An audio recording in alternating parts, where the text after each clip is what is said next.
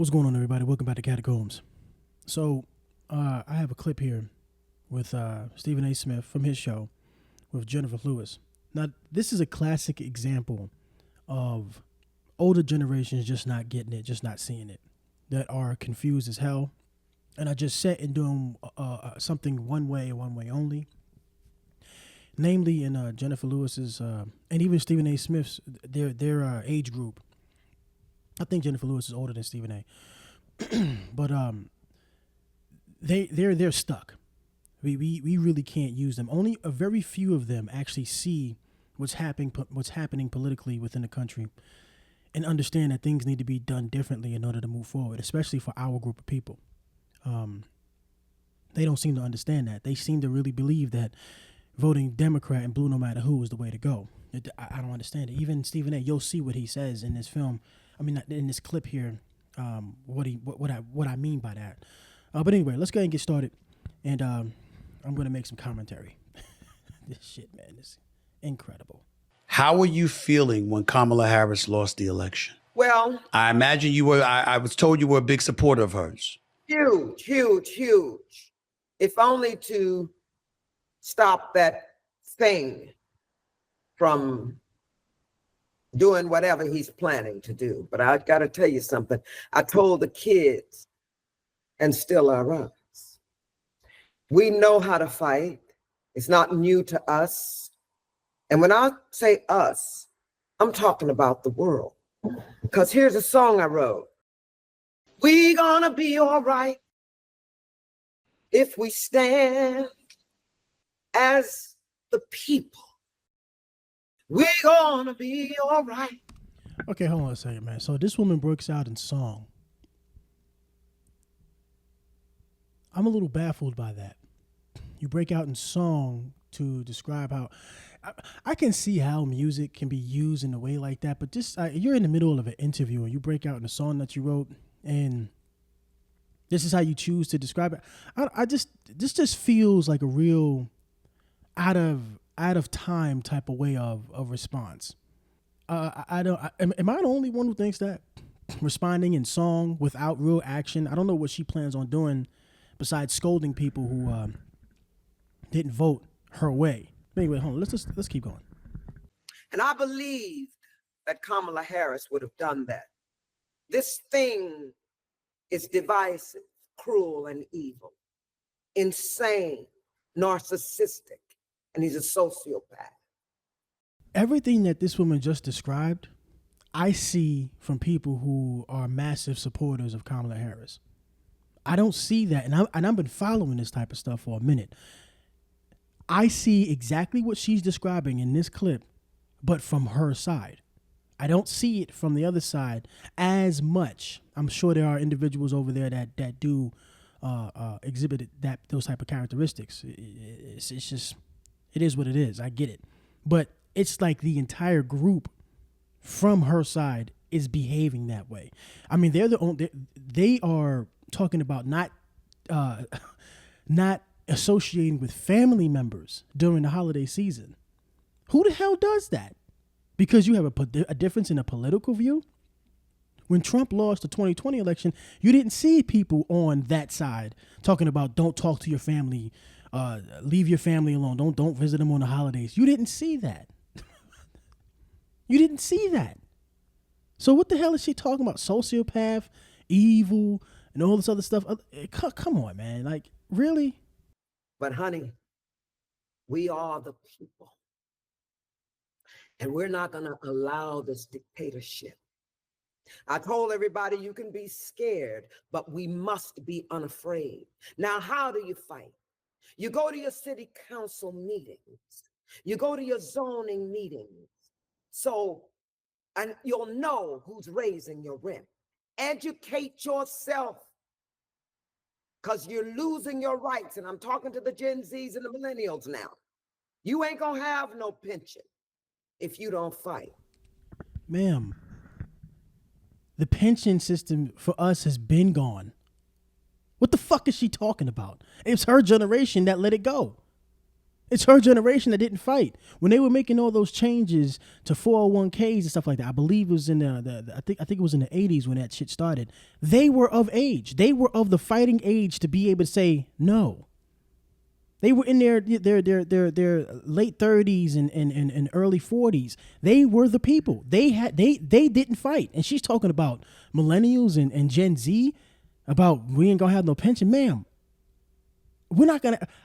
I knew I wasn't gonna have a pension when I first started working a job. What are you talking about? When I first started working a job was in the early 2000s. I knew I wasn't gonna have a pension. It was 401k, or I had to figure it the fuck out. What is she talking about?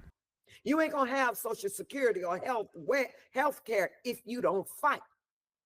So learn how to fight. Listen to smart people. Listen to Steve. Listen to Stacey Abrams.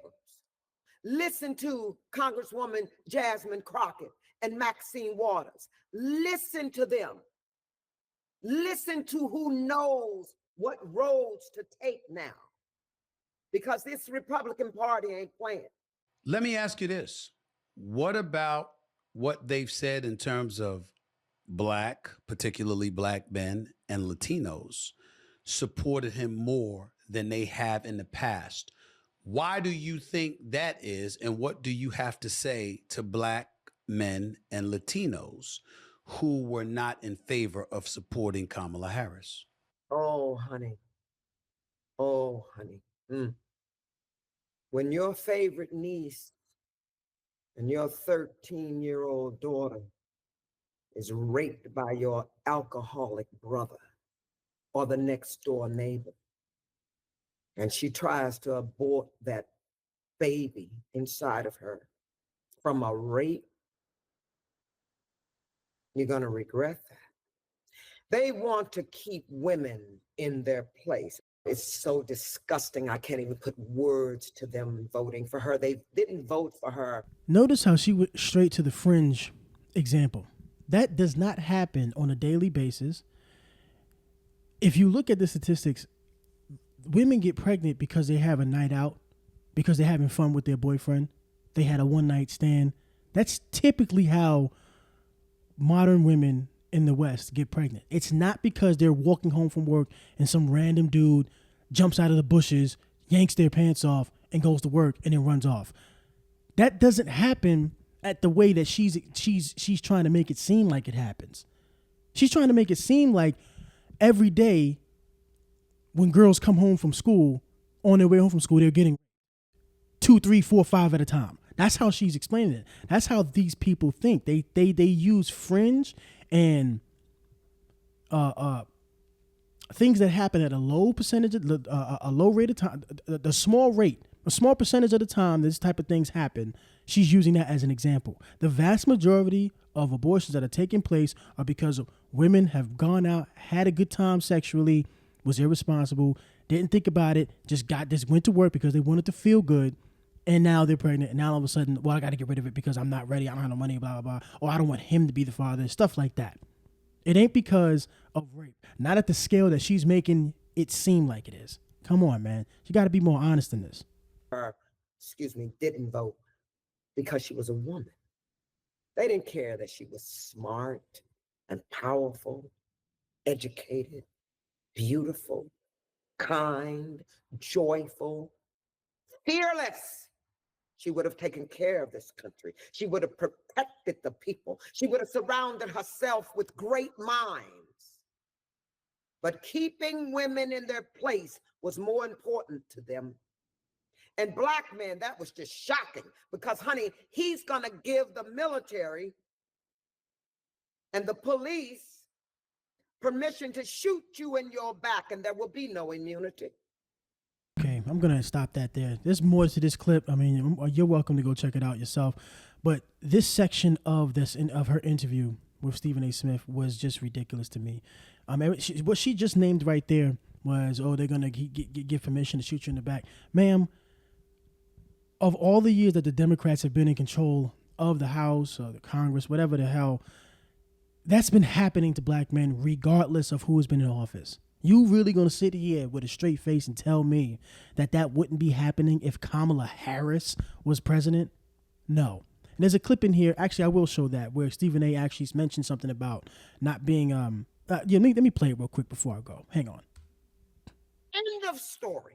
You don't think it was a simple situation of looking at the economy, looking at inflation, looking at crime and saying, excuse me, providing and protect. And as men, that's what we want. And as a result of that, I mean, I voted for her. I wasn't voting for him. But speaking to men who felt differently, they didn't think about Roe v. Wade. They didn't think about stuff. They thought about the economy, money in their pockets, and safety in the streets.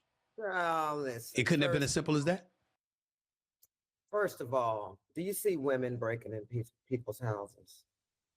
Do you see women shooting each other in the streets? No. They voted because they voted for Trump because, I hate saying his name. They voted for him because they hate themselves. And they see this thing as powerful, that he's going to move mountains for them and make them rich. And unfortunately, black men, they want a man. They were saying, I'm voting for the man. Well, we're going to see about that. And don't think we're all not at fault. All of us. Okay, so I'll say this before I go. I'm glad that Stephen A. brought that up, that it couldn't be as simple as the economy and safer streets and immigration. These women like her, and the modern women, the younger women like her, always say things about providing and protect. Well, how the fuck is the black man supposed to provide and protect if the economy is fucked up and he can't have a job? Even when the economy is doing really well, it's still a little bit harder for a black man in this particular country to get jobs. So why the fuck would you be okay with a woman who couldn't manage $1.5 billion, the most in history for a presidential campaign? She couldn't even handle that, and you expect her to handle the economy? And black men are supposed to believe that shit? Sorry.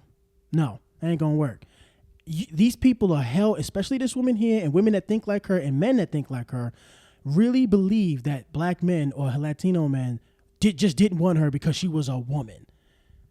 Get the fuck up out of here with that nonsense. And Stephen A., you need to grow a goddamn backbone, and men like Stephen A. need to grow a backbone and stop trying to make these women feel comfortable by saying, well, I wasn't voting for Trump because